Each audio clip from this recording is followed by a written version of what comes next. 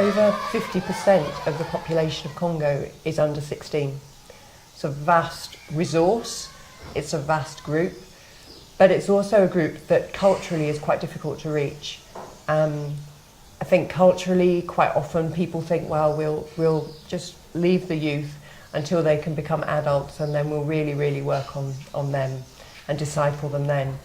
And yet there's this incredible bunch of people who are being educated in the schools, who are working in the fields, and it's really finding a way to reach them and meet their questions and their needs spiritually in a world that's actually changing quite a lot.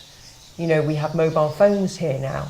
You know, we might not have running water or electricity, but we have mobile phones. The young people are far more knowledgeable about things outside of Isiro and outside of Congo than they might have been even five years ago. So that's a big challenge for the church. How do you really engage with young people and their culture within the context of a country like this?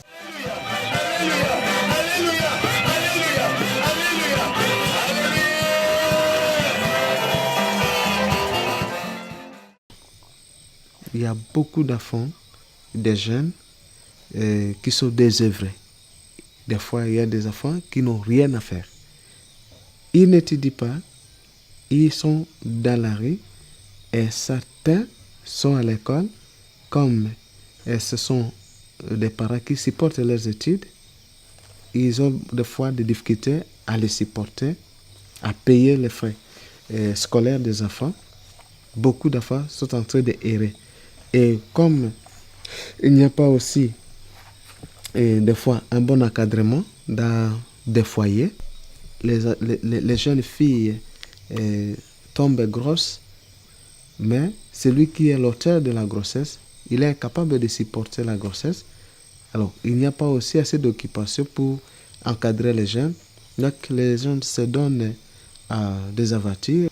Dommage, c'est pour eux l'occasion de chutes. Il y a des jeunes dans des villages, il y a des jeunes ici à Ibambi, il y a des jeunes partout. Et si vous participez à l'église ici, vous pouvez côté les vieux. Et ceux qui sont nombreux, ce sont des jeunes. Et ces jeunes-là sont les jeunes qui chantent, ce sont des jeunes qui jouent aux instruments traditionnels, le tam-tam. Ce sont des jeunes qui font beaucoup de choses comme ça à l'église ici. Alors, ils aident aussi, ils font beaucoup de choses à leur niveau.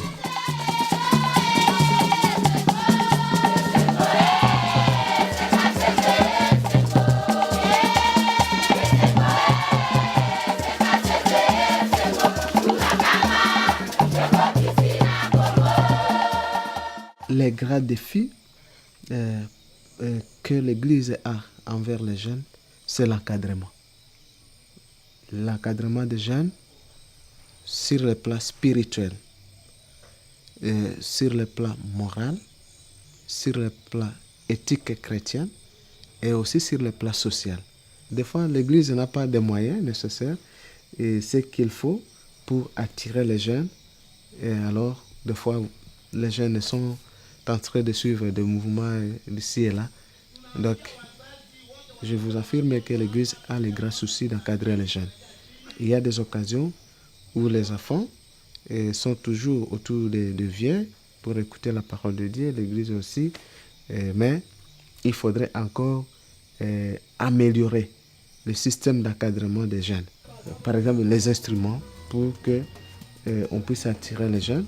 Donc, des fois, nos églises ici, nous sommes dépourvus des moyens nécessaires que les jeunes aiment.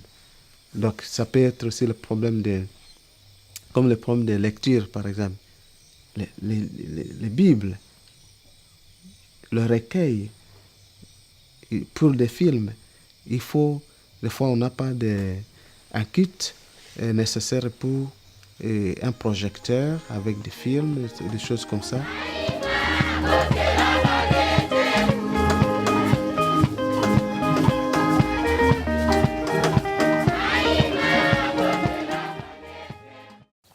Le premier projet,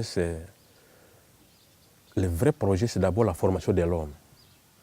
C'est dans ce sens que nous avons demandé à nos partenaires, la WEC, de nous envoyer un couple de M. Stéphane et Catherine. Et nous avons un deuxième couple venu de CFI de l'Allemagne, Johannes avec son épouse. Ils sont venus travailler avec la CKC dans le cadre de l'encadrement de la jeunesse.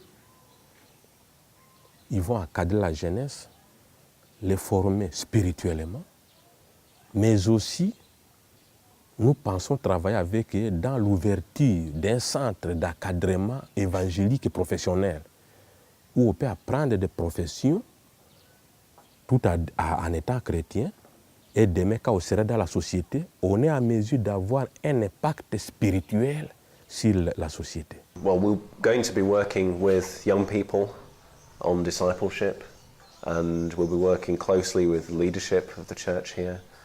Yeah, looking at ways to help the young people come closer to Christ, to know the Bible, so that they can know God better and live in His ways. Yeah, our dream is really to see a generation transformed. In Congo, there are lots of different things that can really be an obstacle to young people. There's lots of rebel activity, and that can seem quite tempting when the rebels are fairly well off, and actually most of the population is very, very poor.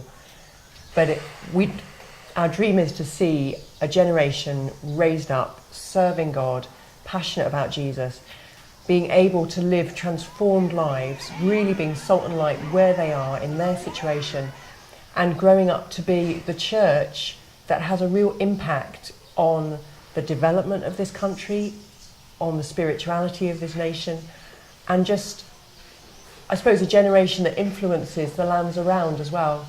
So a generation raised up not only salt and light, but also a generation who's passionate for mission and sees the importance of taking God's word and taking Christ into the surrounding nations as well.